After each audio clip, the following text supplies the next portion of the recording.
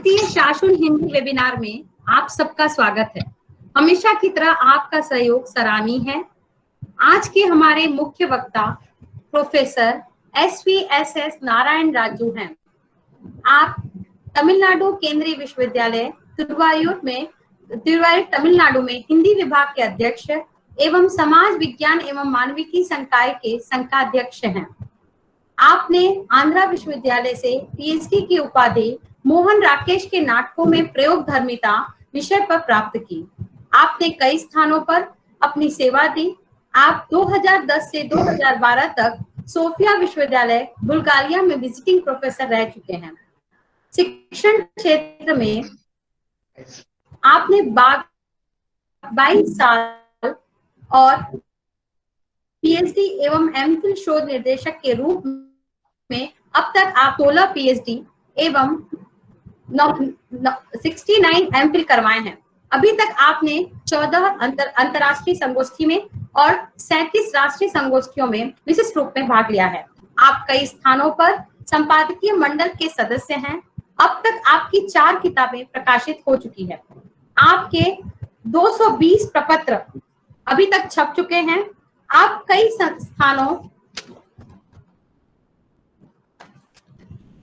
स्थानों पर resource person के रूप में उपस्थित हो चुके हैं। आपको अंग्रेजी, हिंदी एवं तेलुगु भाषा का पूर्ण ज्ञान है और आपने अनुवाद पर बहुत काम किया है।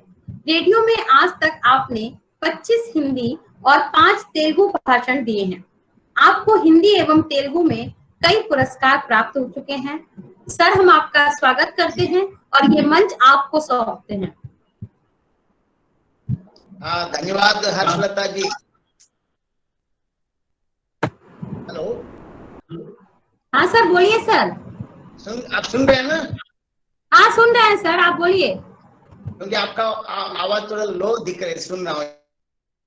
नहीं सर, नहीं आ रही है, आप बोलिए। ठीक है। सबसे पहले मैं आज शासन जैन कॉलेज के प्रबंधन और वहाँ के हिंदी विभाग अध्यक्ष डॉक्टर हर्षलता जी, आप सबको मैं बहुत बहुत आभार व्यक्त करता हूँ और धन्यवाद हूँ। और इस कोरोना के संकट समय में भी आप बहुत सक्रिय हैं और इसमें उपस्थित सारे विद्वज्जनों और हिंदी प्रेमियों का भी मैं स्वागत करता हूँ। आज है मितकीय विमर्श और द्रौपदी। इस पे मैं इस पूरी व्याख्यान को मैं 2 भागों में आपके सामने प्रस्तुत करना चाहूँ। सबसे पहले मितक की बात करते हैं, लेकिन मितक क्या है, मितकीय विमर्श क्या है, मितक का स्वरूप और उसकी परिभाषाएं, चाहे भारतीय और पाश्चात्य, और मितक की विशेषता क्या है। और इसके बाद आज मैं एक ही उपन्यास लिया हूँ। समय का जो समय सीमा को ध्यान में रखकर मैं सिर्फ एक ही उपन्यास लिया हूँ, वो है द्रौपदी। मेरे ख्याल से हिंदी में द्रौपदी नामक कम से कम 7 या 8 उपन्यास हैं, अलग अलग लेखक और लेखिका। इसमें मैं एक उपन्यास लिया हूँ पद्म भूषण आचार्य वाई लक्ष्मी प्रसाद जी द्वारा रचित द्रौपदी। और इस द्रौपदी उपन्यास की विशेषता यह है कि इसका जो तेलुगु संस्करण के लिए साहित्य अकादमी पुरस्कार भी। तो अब मैं मितक के साथ साथ आचार्य वाई लक्ष्मी प्रसाद द्वारा रचित द्रौपदी उपन्यास के बारे में मैं आपके सामने कुछ मैंने जो उसे अध्ययन करने से जो चीज मुझको पता चला, मैं आपके साथ साझा करना चाहता हूँ। सबसे पहले मितक क्या है? मितक शब्द का उद्भव यूनानी शब्द मुतोस से माना जाता है, जिसका अर्थ मौखिक कथा है। अपने विशिष्ट अर्थ में मित एक ऐसी कथा है जिसके द्वारा कहने और सुनने वाले सृष्टि या ब्रह्मांड संबंधी किसी तथ्य को समझते हैं। मिथ शब्द के इस अर्थ के अंतर्गत यह बात स्वीकार कर ली गई है कि इस कथा का संबंध किसी अलौकिक शक्ति से अवश्य है। जॉर्ज वेले के अनुसार मृतक को मूलतः आदिम समूह या जाति से संबंधित तथा धार्मिक माना है। उन्होंने उसे यथार्थ की अभिव्यक्ति को एक सशक्त माध्यम भी स्वीकार किया है। उनके अनुसार मृतक या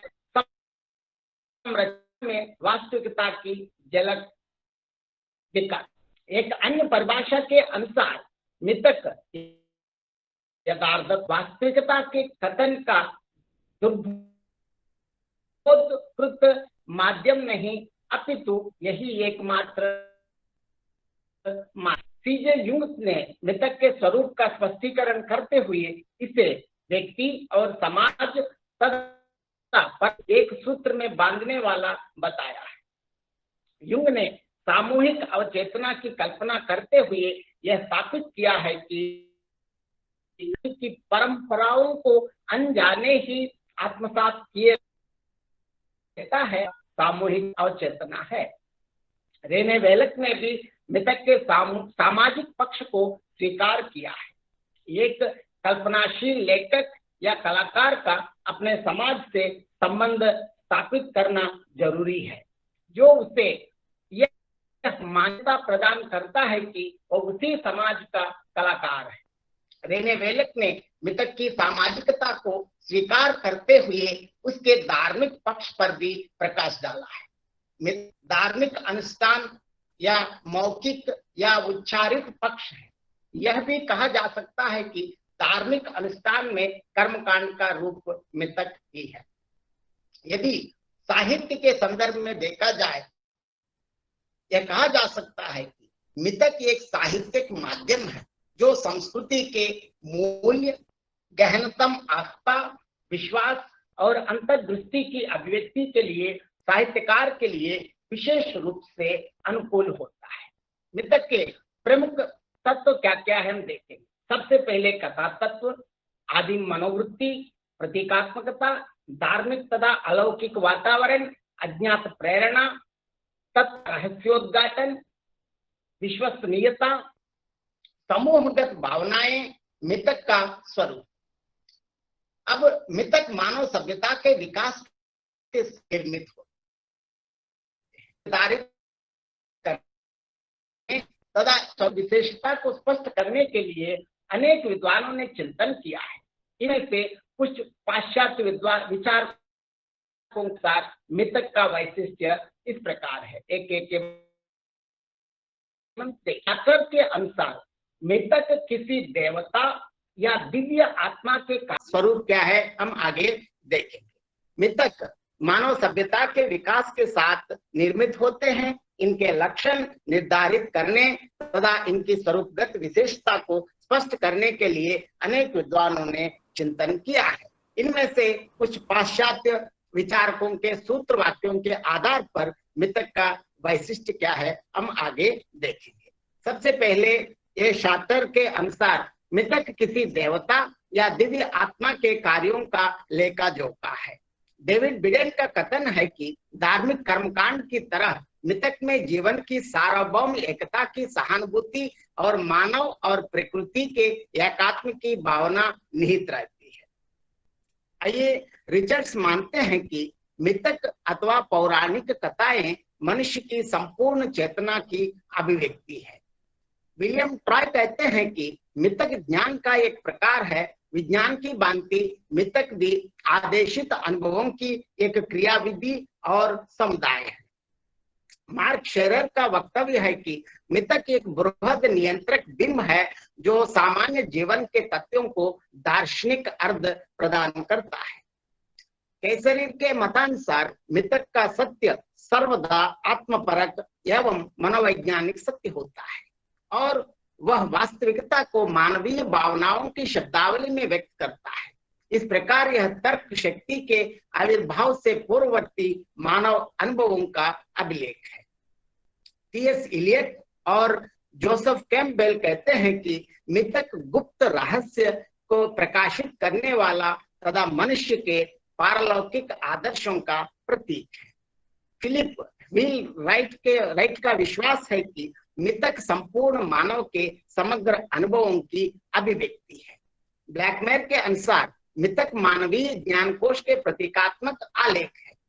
एरिस काल्हर कहते हैं कि मितक सत्य दर्शन के उन समस्त रूपों की समिष्टि का नाम है जो प्रयोग और प्रमाण से सिद्ध नहीं किए जा सकते और जो अनुभव और तर्क से परे है। गेजा रोहिम का मत है कि मितक कल्पना को सत्य के साथ संबद्ध करने का प्रयास है। और अंतिम मेलन विस्की कहते हैं कि मितक आदिम वास्तविकता का कथात्मक पुनर्जन्म है।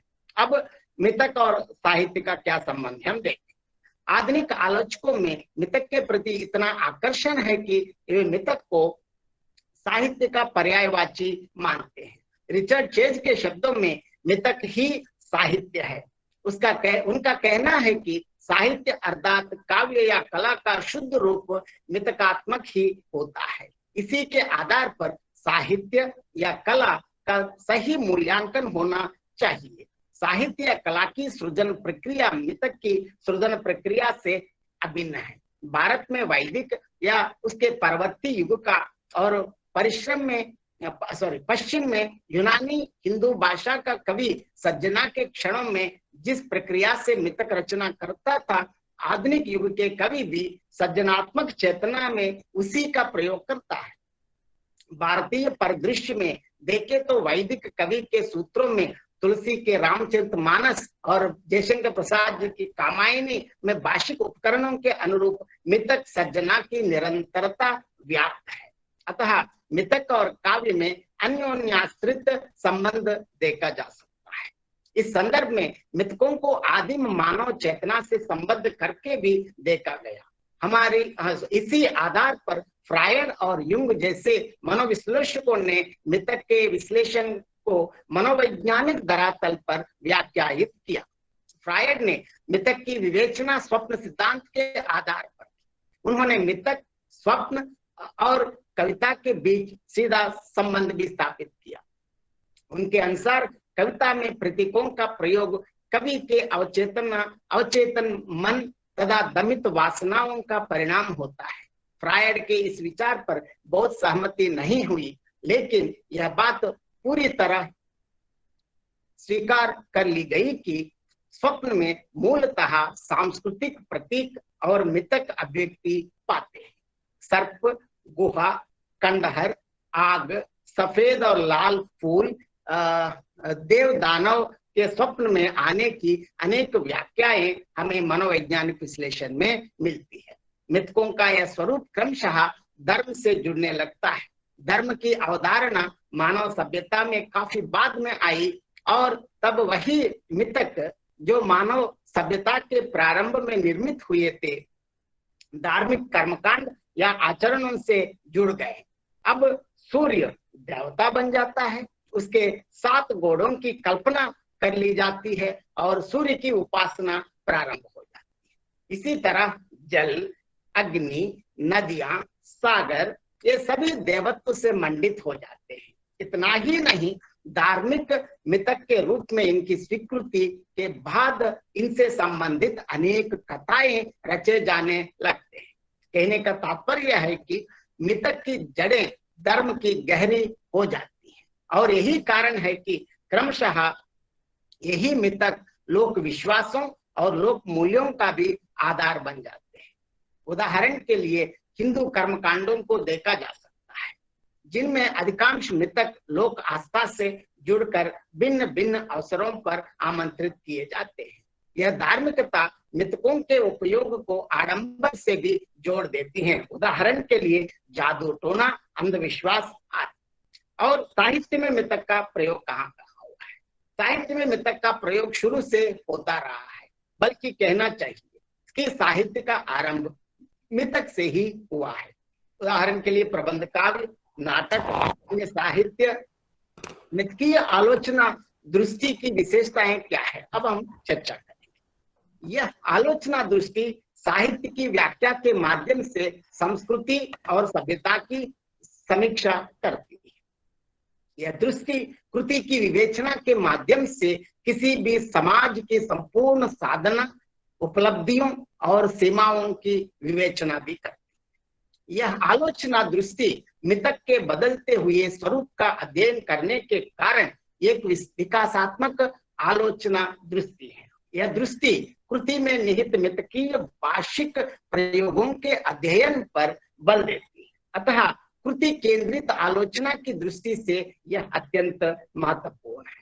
एक अंतर विद्यावर्ती आलोचना दृष्टि होने के कारण यह दृष्टि चिंतन के विविध रूपों एवं धाराओं को पूरी गहराई से समझने पर बल देती है। मितकीय आलोचना दृष्टि साहित्य के तुलनात्मक अध्ययन को भी प्रोत्साहन देती है। ये मितक से संबंधित मितक का जो अर्थ और परिभाषा और मितक क्या है इसके बारे में अब चर्चा की। और इसके साथ साथ मैं यहाँ बार बार मितक जब भी हम चर्चा करते हैं, ऐसी चीज जो चीज हम सीधा संप्रेषण नहीं कर पाते हैं, उसके लिए अलग अलग उदाहरण में ज्यादा लंबा जहां लिखने के बजाय एक मितक का सहारा लेने से पूरी बात बता सकते हैं। उदाहरण के लिए कोई आधुनिक युग में कोई स्त्री के साथ छेड़छाड़ किया है, उसके बारे में 10 वाक्य लिखने के बजाय ये सीधा ये आधुनिक दुशासन है या आधुनिक कीचक है, बस एक वाक्य में उसके बारे में पूरा बता। यह है मितक की ताकत और शक्ति। अब इस मितकीय कथाओं पर आधारित एक उपन्यास है आचार्य भाई लक्ष्मी प्रसाद द्वारा रचित द्रौपदी को मैंने आज चर्चा के लिए ले लिया। अब द्रौपदी के बारे में हम देखें। द्रौपदी उपन्यास में आचार्य भाई लक्ष्मी प्रसाद ने द्रौपदी के पौराणिक मितक के द्वारा नारी अस्मिता का प्रश्न उठाते हुए समकालीन परिप्रेक्ष्य में नारी की वास्तविक स्थिति उद्घाटित करने का सार्थक प्रयास किया है। इनके उपन्यास में सामाजिक प्रतिबद्धता, संघर्ष धर्मी जिजीविषा, कटुता, विसंगति, समता तथा आर्थिक संकट से उत्पन्न जटिलताओं और समस्याओं के मार्मिक चित्रण के साथ ही वर्तमान परिवेश की जबरदस्त पकड़ महाभारत कालीन मितक के माध्यम से मिली। यथा द्रौपदी के बारे में कुंती, 5 बलवान व श्रेष्ठ पुरुषों की पत्नी होकर भी तुमने अनेक कष्ट झेले, बड़ी सभा में एक क्षुद्र से अपमानित हुई, मेरे पुत्र भी तुम्हें बचा दिए। इस वाक्य से द्रौपदी के जो स्थिति अवगत करते हैं कुंती के माध्यम से। माँ के आशीर्वाद से 5 पतियों में बंटी हुई द्रौपदी की मनस्थिति वास्तव में किसी नारी की सहनशीलता की पराकाष्ठा ही तो है। द्रौपदी धर्मराज के साथ द्रौपदी ने बलपूर्वक नकारते हुए सिर हिलाया। धर्मराज ने मृदु स्वर में पूछा, क्या तुम ऐसा सोच रही हो? तुम्हें अर्जुन ने जीता लेकिन मुझे भी विवाह करना पड़ा। द्रौपदी का उत्तर देखिए, यह प्रश्न अब क्यों पूछते हैं? मेरा जो भी समझने पर भी अब क्या किया जा सकता है। भारतीय इतिहास में अनेक तेजस्विनी नारियां हुई, जिनमें द्रौपदी तो जगमगाता हुआ तेज पुंज कहने में कोई अतिशयोक्ति नहीं है, जो गणेतम में भी स्वप्रकाश से प्रकाशित है। विभिन्न संकटों, न्यायों, अन्यायों के मध्य द्रुपद सुता की एक और त्रासदी है, अनोखी त्रासदी 5 पतियों की पत्नी जिसने हृदय से एकमात्र अर्जुन का ही वरण किया, जिसका मन जीवन अर्जुन में ही रत रहा, किंतु 5 पतियों का पंचग्रास कंठ में ऐसा अटका कि द्रौपदी उसे ना उगल सकी ना निगल सकी। यही उसकी मूल व्यथा थी, जिससे जुड़े थे अपशब्द, लांछन और विचित्र मर्यादाओं का पालन। मानो अर्जुन वरण को राहु ने ग्रस्त लिया हो, मानो द्रौपदी 2 नारियों में विभाजित हो गई, जिसके एक स्वरूप में पति रूप में अर्जुन और दूसरे रूप में शेष 4 पति।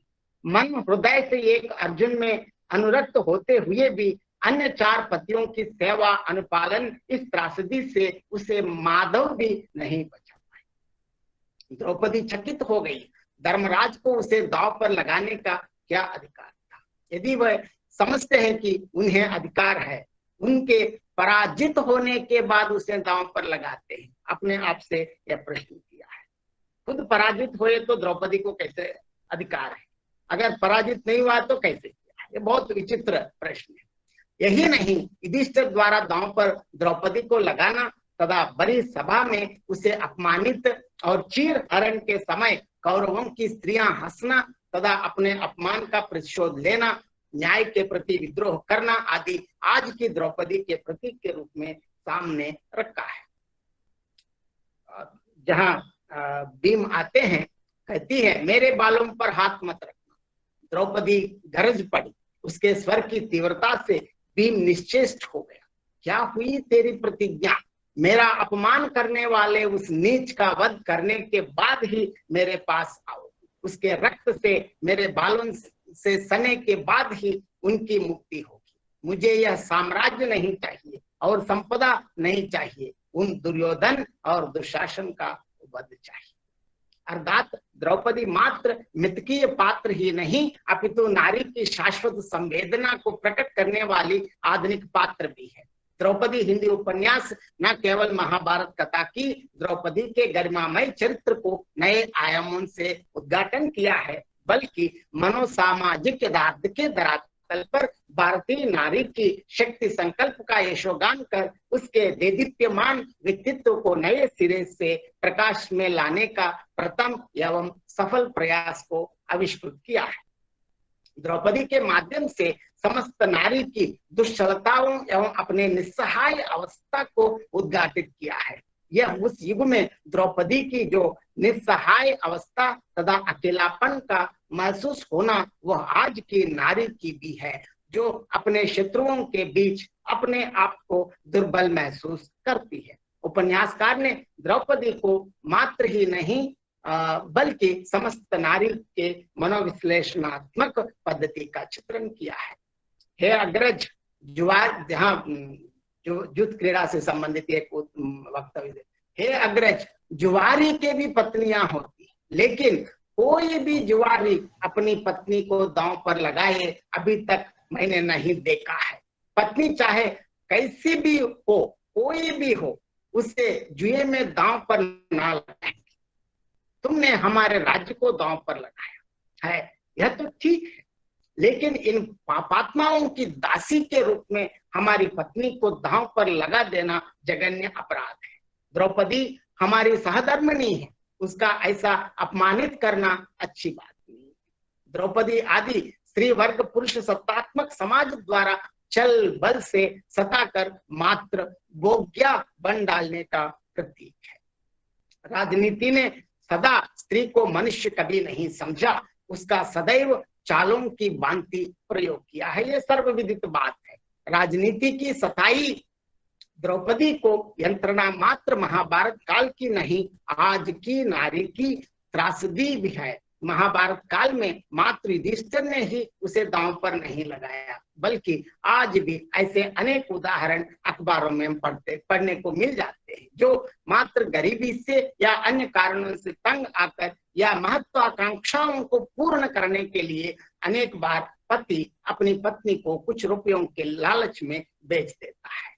सदा पुरुष की इच्छाओं के अनुसार चलने से पतिव्रता, साध्वी आदि उपाधियों से स्त्रियों को अलंकृत करते हैं। अगर पुरुष के खिलाफ बोलने से क्या क्या उपाधियां देते हैं सर्वविदित है। लेखक ने आज बहुचर्चित स्त्रीवाद के नेपथ्य में द्रौपदी के चरित्र को प्रस्तुत किया गया है। स्त्रियों का इतिहास का निर्देश करती हैं। इस विषय को विगत की घटनाओं की निरूपित करने के बावजूद भी महाभारत के इतिहास की प्रधान लेखिका स्वयं वह यह नहीं जानती कि काशीराज कन्याओं को अंबिका, अंबालिका को जब भीष्म स्वयंवर से उठा ले गया तो महाभारत का आरंभ हुआ। रुक्मिणी के लिए श्री कृष्ण से शिशुपाल ने शत्रुता मोल ली। यह शत्रुता जरासंध और शिशुपाल के संहार से तो मिट नहीं पाई।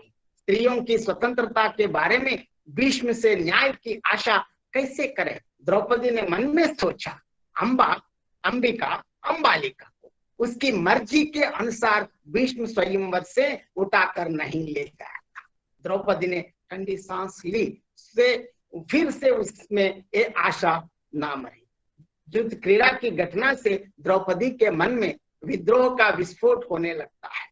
5 पतियों से संस्कृत पत्नी को अंततः अपनी रक्षा अपने आप करनी पड़ती है। उसके दुख को कोई समझ नहीं पाए। स्वयं धृतराष्ट्र व गांधारी जो बेटी वाले होकर भी दूसरे की बेटी का दर्द नहीं समझे और ना ही उसका विद्रोह कर सके। यथा हे राजन, द्रौपदी के अपने बालों को अपने मुख पर बिखरने का एक कारण है। जिनके अन्याय के कारण उसकी यह दुर्दशा हुई। उनकी पत्नियां भी अपने पतियों, पुत्रों और बंधुओं के वध होने पर उनके शवों पर गिरकर ऐसे ही बाल बिखेर कर रोएंगे। ऐसी द्रौपदी ने अपना संदेश भेजा। द्रौपदी का विद्रोह व प्रतिशोध को क्रांति से जोड़ते हैं जो जल्दी नहीं बुझेगी। यह द्रौपदी ही नहीं, संपूर्ण स्त्री का विद्रोह इससे जलता है। अंत में सहन शक्ति समाप्त होने पर एक स्त्री के मन में विद्रोह या क्रांति की चेतना जागृत हो जाती है, जिससे उसके मुख में आक्रोश फूटता है और प्रतिशोध लेने का दृढ़ संकल्प करते हैं। यह आज की स्त्री का आवाज जो अपने ऊपर हुए अपमान का बदला लेने के लिए संकल्प करती देखी जा सकती है। यह आग द्रौपदी के माध्यम से पूरे विश्व में प्रेरणा स्रोत है। अपनी रक्षा के लिए निडर रहना और अपने ऊपर प्रतिशोध होने पर आवाज उठाना द्रौपदी के द्वारा यह सफल हुआ है और हमें सोचने पर मजबूर कर देती है। खुद द्रौपदी कहती है, जैसे सीता को रावण की तरह कोई उसे उठा ले जाए तो रावण की बात क्यों? मौका मिले तो उसे उठा ले जाने के लिए कितने ही राजा तैयार हैं। 5 पतियों से गृहस्थी करने के और 5 पुत्रों को जन्म देने के बावजूद भी उसका लावण्य लेश मात्र भी मुरझा नहीं गया। इससे पहले वह अपने सौंदर्य को वर सा मानती थी। अब यही जो सौंदर्य शाप सा लग रहा है। यदि कोई उसे उठा ले जाए तो रावण समान उसका उपभोग किए बिना देखभाल करने वाला उन्नत व्यक्तित्व वाले अब कोई नहीं है।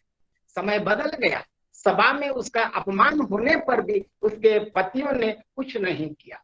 द्रौपदी के माध्यम से लेखक ने दाम्पत्य संबंधों की गहरी व बारीक छानबीन किया है।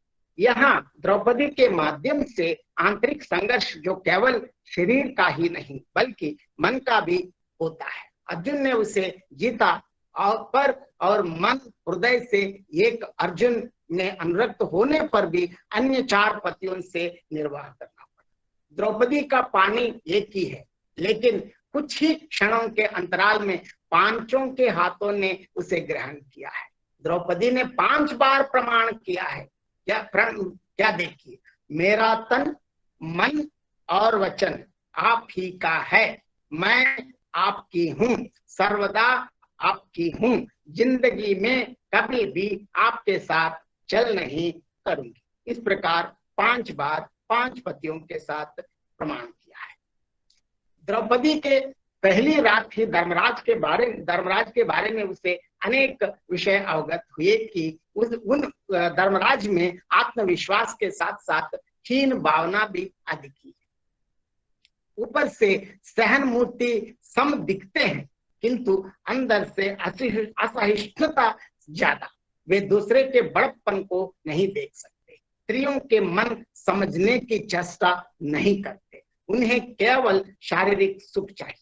जिस वजह से उसने धर्मराज को शारीरिक रूप से सुखी रखने, उनके मन को खुश करने और उनके इच्छानुसार आचरण करना ही ठीक समझी, जिससे पांडव परिवार में शांति कायम रहे।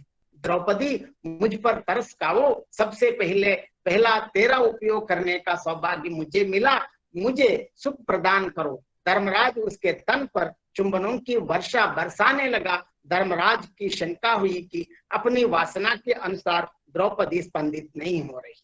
धर्मराज की हर चेष्टा से द्रौपदी में काम वासना भड़कने पर भी उसे प्रेम से गले लगा नहीं पा रही।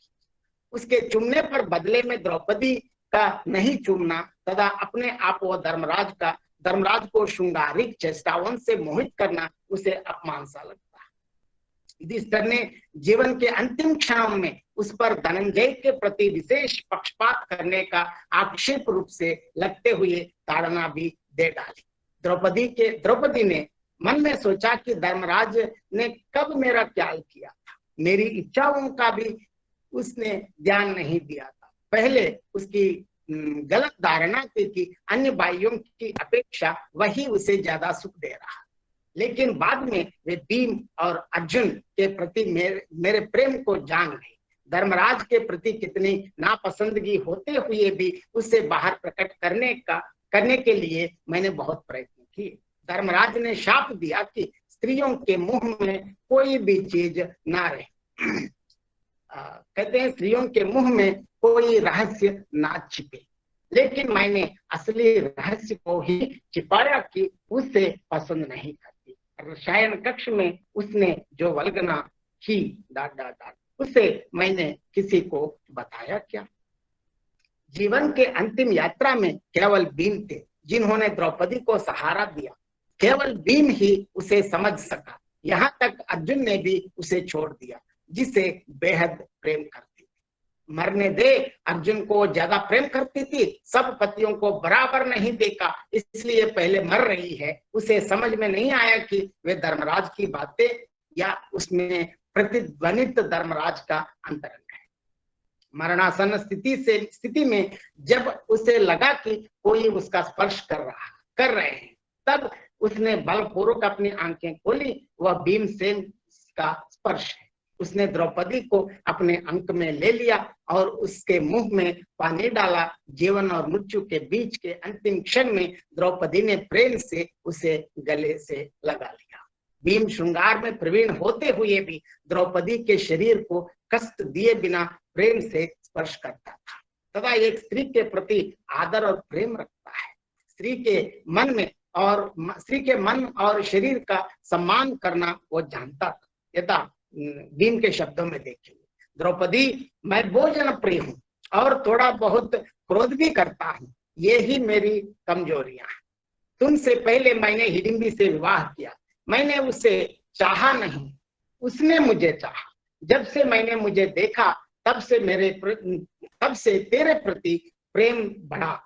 मैंने सपने में भी नहीं सोचा कि तुम मुझसे शादी करोगे। यदि तुम अर्जुन से विवाह करती थी तब भी मैं दूर से तेरे सौंदर्य को देखकर मुग्ध हो जाता। सौभाग्यवश सबके साथ तुम्हें शादी करनी पड़ी। अब भी कोई दबाव नहीं, तुम चाहती तो तभी डाटा। अर्जुन स्त्री सौंदर्य प्रेमी था, पर उससे बढ़कर वो माता, भाइयों और बड़ों का विरोध नहीं कर सकता। द्रौपदी को अवगत हो गया कि अर्जुन उसे बहुत प्रेम करता है। उसका प्रमाण तब मिला जब द्रौपदी युधिष्ठिर के संग वह अर्जुन के बाण और भीम की गदा देखने आई हुई थी। तब युधिष्ठिर उसे शूलायुध दिखाकर उसका प्रयोग के बारे में बताते हुए उसे एक कोने में ले जाकर काम क्रीड़ा कर रहे हैं। तभी अर्जुन देख रहा था कि द्रौपदी युधिष्ठिर को रोककर दूर हट गई। द्रौपदी ने जी जान लिए कि अर्जुन के आंखों में भी काम वासना पूर्ण रूप से थी। यज्ञ वेदी से उसका अवतीर्ण होना एक अद्भुत है। जब उसके पिता ने, और दूसरी कथा उनके जन्म से संबंधित, जब उनके पिता पुत्र कामेष्टि मनाई तब पुत्र के साथ उसका भी जन्म होना एक अजीब घटना। फिर भी उसके पिता ने पुत्रों के ना होने से पुत्र कामेष्टि नहीं की।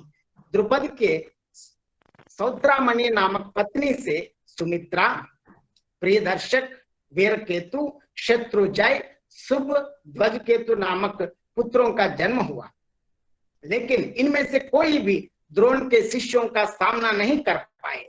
द्रोण का वध करने के लिए वीर को प्राप्त करने हेतु द्रुपद ने प्रमुख रूप से यज्ञ किया। द्रौपदी के लिए उसने विशेष रूप से यज्ञ नहीं किया।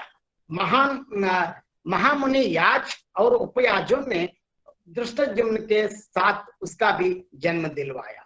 उसका सहोगर्भ है द्रुपद की, वह केवल गोद की बेटी है। उसे केवल अर्जुन ने ही जीता। विजयाजु ने ही घोषणा की कि वह अर्जुन की पत्नी होने वाली है, लेकिन आज पांचों की पत्नी बन रही है। इसमें से किसको असली पत्नी माना है?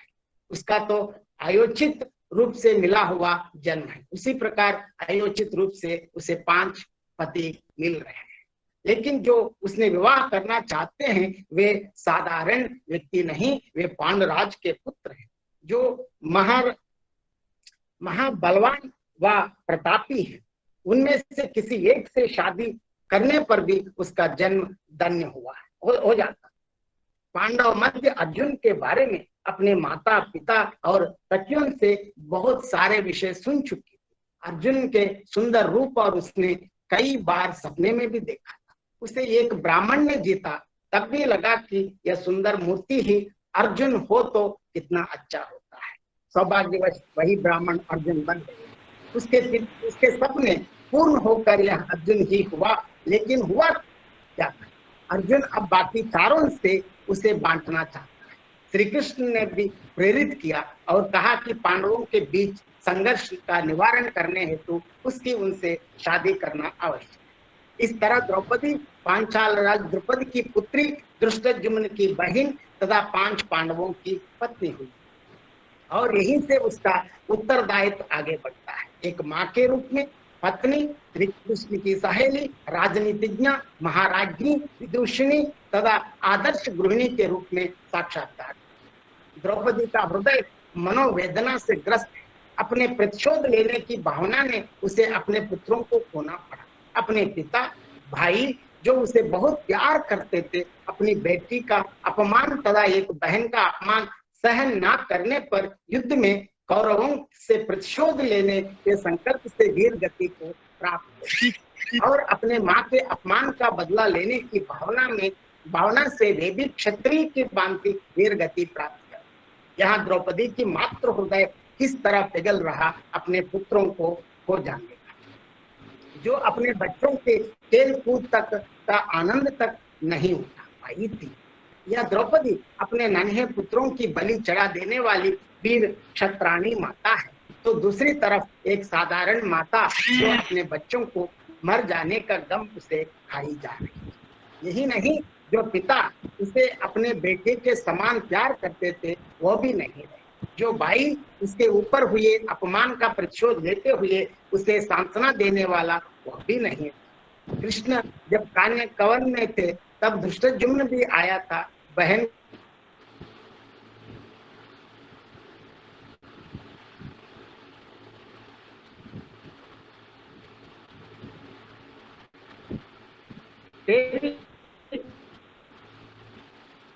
हंसी उड़ाने वाले कर्ण को अर्जुन और उपेक्षा करने वाले द्रोण को मैं अवश्य मार डालूं।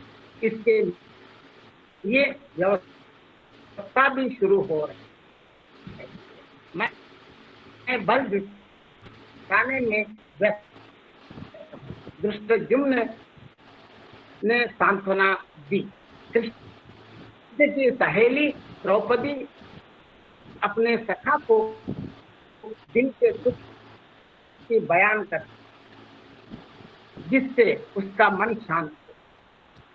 अपने दिल का दुख जिस तरह दूसरों से बांटने पर कम होता है, उसी तरह द्रौपदी ने अपने दिल की बड़ा क्रोध, दुख सभी कुछ कृष्ण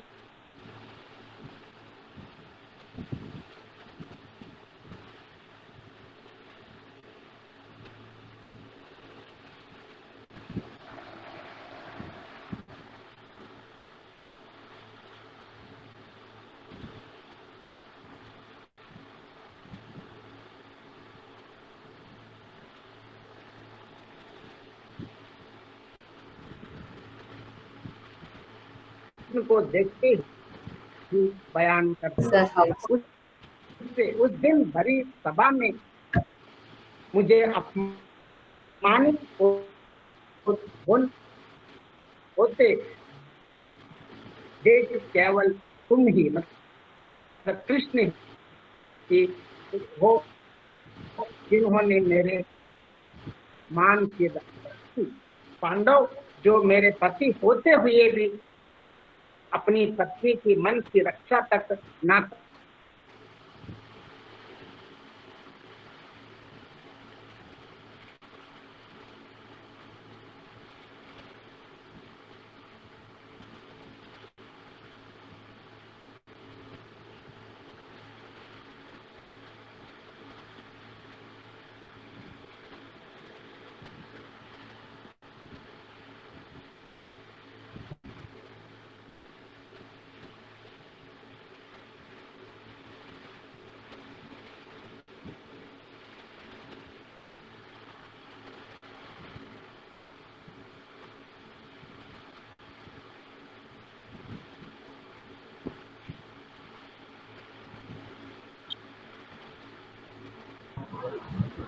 दो मिनट के लिए आप थोड़ा धैर्य बनाए रखें। सर वापस आ गए हैं। हाँ ठीक है सर, शुरू कीजिए।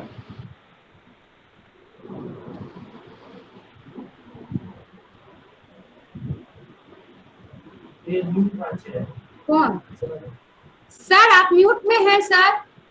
सर आपकी आवाज नहीं आ रही है। अभी आ रहे हैं? आ रही है। बस बस बस, बोलिए बोलिए। मैं दिख रहा हूँ ना? ओके। हाँ सर, दिख रहे हैं।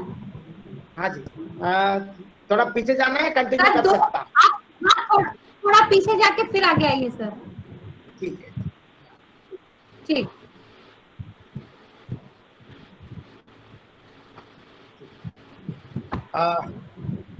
श्री कृष्ण की सहेली द्रौपदी अपने सखा को दिल के दुख की बयान करती है, जिससे उसका मन शांत हो। अपने दिल का दुख जिस तरह दूसरों से बांटने पर कम होता है, उसी तरह द्रौपदी ने अपने दिल की भड़ास, क्रोध, दुख सभी कुछ कृष्ण को देखते ही बयान करती है। उस दिन भरी सभा में मुझे अपमानित होते देख केवल तुम ही हो जिन्होंने मेरी मान की रक्षा की। पांडव जो मेरे पति होते हुए भी अपनी पत्नी की मान की रक्षा तक ना कर सके, कोई भी उसे बचाने नहीं आया। हे कृष्ण, तेरे आगमन से मेरे प्राणों में प्राण आ गए। मेरी मनोवेदना बांटने के लिए कोई नहीं है। मेरे पति जिन्हें मेरी रक्षा करनी चाहिए, उन्हें देखने पर पराये जैसे लग रहे हैं। उन सब के सामने ही वो दुशासन मेरे बाल पकड़ पकड़ कौरव सभा में घसीट लाया था। मेरा बुरा हाल देखकर दुर्योधन आदि ने मेरा उपहास किया था, मुझे दासी कहने लगे। उनके इतना अपमान करने पर भी मेरे पति सिर झुकाकर बैठे। जब वे बाहुबल और अर्जुन के धनुर्विद्या कौशल ने मुझे नहीं बचाया। कहते हैं कि पत्नी की रक्षा करना पति का कर्तव्य है और सनातन धर्म भी है, लेकिन विपदा में मेरे पतियों ने मेरी उपेक्षा की। मेरे पुत्र छोटे होने के कारण वे कुछ भी करने की स्थिति में नहीं थे। मैं जो वीर पांडवों की पत्नी सच्चरित्रा पांडु राजा की पुत्रवधू, शक्ति संपन्न द्रुपद की पुत्री और धृष्टद्युम्न की बहन हूँ, फिर भी मेरा इतना अपमान हुआ है और कोई कुछ नहीं करता है। मैं इस द्रौपदी के अंत में मैं एक वाक्य से मैं समाप्त करना चाहता हूँ। बेटी द्रौपदी के विभिन्न पाठ देखेंगे। बेटी, बहन, पत्नी, माँ, श्री कृष्ण की सहेली, राजनीतिज्ञ, महारानी, विदुषी, आदर्श गृहिणी, 5 पतियों के साथ स्वस्थ संबंध निर्वाह के संदर्भ में आंतरिक संघर्ष झेलने वाली नारी के रूप में द्रौपदी के गरिमामय व्यक्तित्व का सफल अंकन प्रस्तुत किया है। कहने में कोई अतिशयोक्ति नहीं है।